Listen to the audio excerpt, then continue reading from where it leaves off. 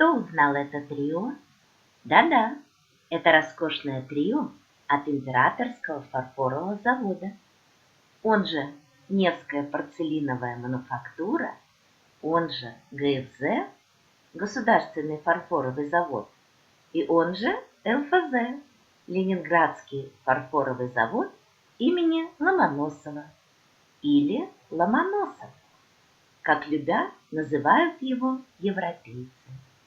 Приветствуем всех! Вы на канале «Фарфор Европы», и мы с новым рассказом.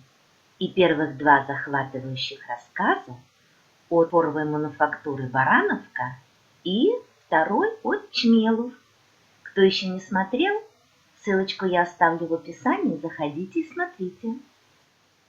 Этот прекрасный комплект изготовлен на Императорском фарфоровом заводе из костяного фарфора. Форма отливается вручную. Для декорирования используется ручная надглазурная роспись красками и золотом. Автор рисунка Алексей Воробьевский. Автор формы Юрий Троицкий. Комплект на фото включает в себя 3 предмета. Чашка 220 мл, блюдце 14,8 см и десертная тарелка 18 см по диаметру. Рисунок «Фантастические бабочки» создан Анной Ивановной Носовой по мотивам рисунка художника Алексея Воробьевского. На создание сервиза «Фантастические бабочки» Анну Носову вдохновила авторская роспись Воробьевского. Проработав с художником не одно десятилетие, она досконально изучила его творческий почерк. Ей мастерски удалось сохранить все тепло, сочный колорит и декоративность рисунка гениального автора. А кто-нибудь уже слышал это имя Алексей Воробьевский? Или, может быть, у вас в коллекции есть его прекрасный незабываемый фарфор? Напишите нам в комментариях. Это очень интересно. Художник по фарфору, народный художник РСФСР, лауреат Государственной премии имени Ильи Репина Алексей Викторович Воробьевский проработал на ЛФЗ более 60 лет, с 1926 по 1992 год, и создал более 1500 авторских росписей. Но не молодец ли? Его прекрасные работы хранятся в Государственном Эрмитаже, в Государственном русском музее, в усадьбе Кускова в Загорске и даже в Музее керамики в Женеве и других зарубежных музеях и частных коллекциях. Алексей Викторович был из тех людей, которые в 20 веке поднимали на высокий уровень марку продукции завода. Богатство фантазии художника поражает, а виртуозное техническое исполнение вызывает восхищение. В работах легко уловить неповторимые черты творчества Воробьевского, филигранную тщательность, ювелирность росписи и узорчатость. А на этом фото Алексей Воробьевский работает над росписью чайных пар, ваз, подчастников. Ваза слева, по-видимому, это форма крокус, автор модели Николай Михайлович Суетин. А вот это именно футляр для часов «День и ночь», автор модели Наталья Данько. Роспись, конечно же, это Воробьевский. 1920-е годы, размер 15,7 на 24 на 7,6 сантиметра. Кстати, фарфоровые произведения от Императорского фарфорового завода выставляются на европейских аукционах и очень дорого продаются, и в частности работы Натальи Данько. У нас есть видео, ссылочку я вам оставлю в описании. Заходите и смотрите с удовольствием. И, конечно, знаменитые шахматы, красные и черные. Тоже есть видео с выставки музея, и ссылочка будет в описании. Но вернемся же к замечательному Алексею Воробьевскому. Он работал много и плодотворно. Для него не существовало ничего, кроме его искусства. Он создавал свой собственный мир, в котором все было безупречно и гармонично. Основная тема работ Воробьевского – чудесная страна, в которой живут сказочные птицы и животные, балерины и скоморохи, растут фантастические цветы и растения. Русская зима соседствует с восточными пейзажами, и все только в позитивном ключе. «Я не делаю предварительных эскизов», – рассказывал Алексей Викторович. «Фарфор – необыкновенный материал. Он сам подсказывает тему творчества. Стоит лишь прикоснуться к его гладкой поверхности». Стиль Воробьевского можно определить словами «фантастический» или «сказочный». Мастер не делал набросков, он рисовал прямо на фарфоре, а когда к нему приставали с вопросами, откуда он берет свои необыкновенные сюжеты, всегда серьезно отвечал: «Из моих снов». Это блюдо декоративное «Лебединое озеро». Воробьевский был необыкновенно талантливым человеком. Свой собственный стиль он нашел сразу, без долгих лет становления.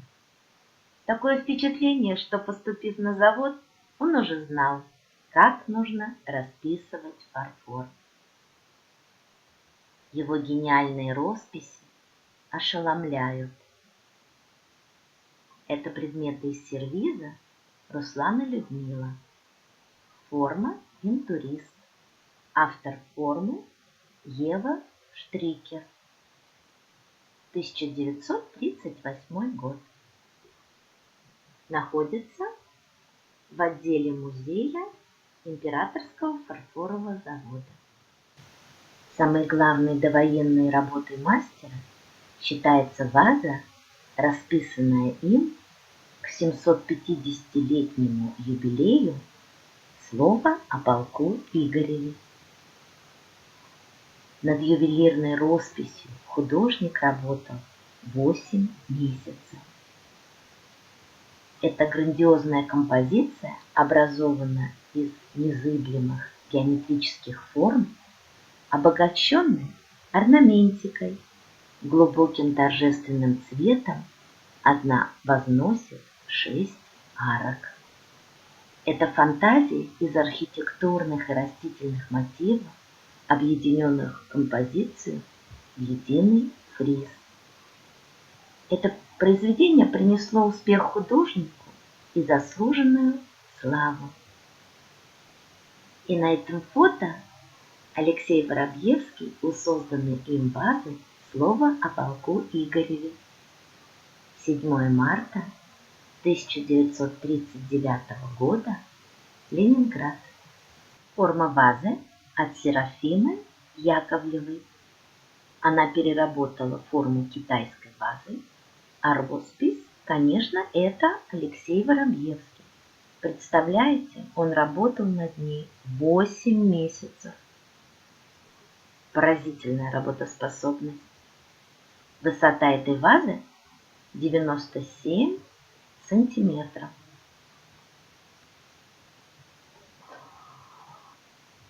Находится эта ваза в Государственном Эрмитаже. А на этом фото чашка с блюдцем кофейная из сервиза «Русский балет». Автор формы Нина Павловна Славина. Этот сервиз выпускается и в наше время, и выглядит сейчас он вот так. Тонкостенный костяной фарфор. ручная отливка формы, ручная надглазурная роспись. Рисунок «Русский балет» был создан художником в 1970 году и изначально выпускался на существовавшей в то время формы «Аврора». Автор формы тоже Нина Павловна Славина. Позже рисунок был перенесен на форму «Вертикаль» Анны Ивановны Носовой, на которой и выпускается в настоящее время. Роспись «Русский балет» – это парафраз на темы балетных спектаклей и оперных постановок русских сезонов Сергея Дягилева в Париже в начале XX века.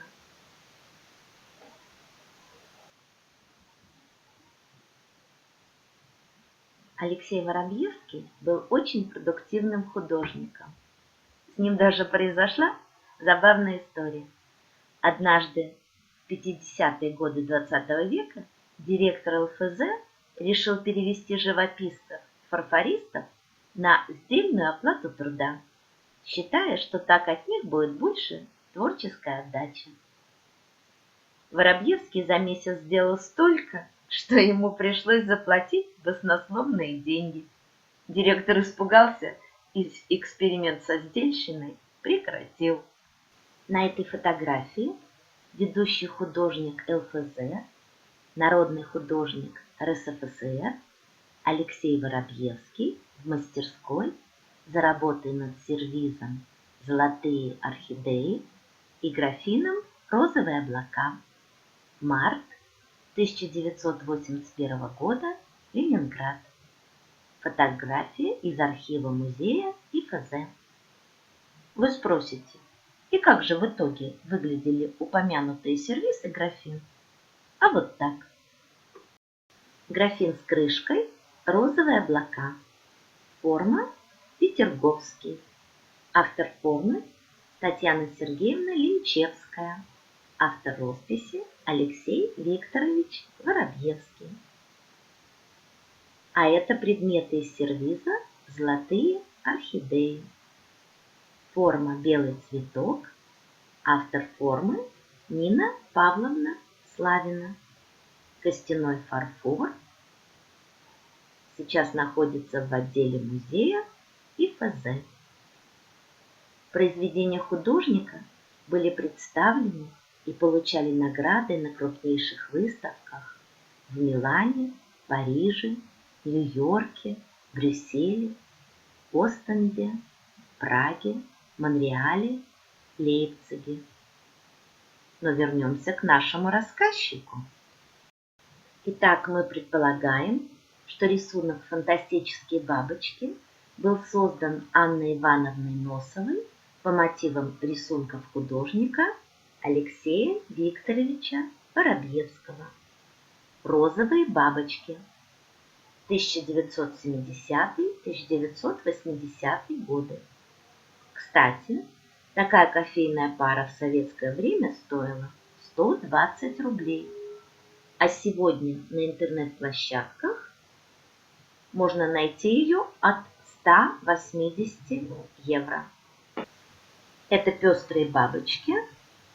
Художник Алексей Воробьевский, ЛФЗ, 1970-1980 годы. Но вернемся к форме чашки нашего рассказчика. Кстати, забыли сказать. Вот такое трио сегодня стоит от 570 евро. Вот такие цены. Форма чашки, конечно, тоже заслуживает внимания. Это знаменитая форма СССР Наташа, создана в 1988 году Юрием Федоровичем Троицким, модельщиком керамического производства высокохудожественных изделий высшей категории. Это была его первая работа в качестве скульптора. Он хотел сделать подарок своей дочери Наталье, выполнить чашку сложной, изящной по форме на ножке. Чашку показали на художественном совете, и она была принята под аплодисменты. Пришлось продолжить работу, и Юрий Троицкий принялся за создание полного сервиза «Наташа», который был готов к 1995 году. Сервиз выпускается уже более 22 лет и является одним из самых востребованных у покупателей. А сегодня такой сервиз стоит от 3800 евро. Вот такие у нас ошеломители и их ошеломительные истории. Это шедевры родом из Восточной Европы, что лишний раз доказывает, что не Майсоном единым способен удивлять и восхищать бескрайний океан фарфора Европы. А какой ошеломительный рассказчик вам понравился больше всего? Какой больше всех восхитил? Чья история показалась вам самой интересной? Барановка, Чмелов или Императорский фарфоровый завод? Пишите нам в комментариях. Давайте пообщаемся и поделимся мнениями. Спасибо вам за просмотр нашего видео. При создании видео мы использовали собственные материалы и материалы из открытых источников в интернете. Пишите в комментариях, о какой фабрике вы бы еще хотели побольше узнать. Спасибо, что были с нами. Ставьте лайки, не забудьте подписаться. И до новых встреч. Пока!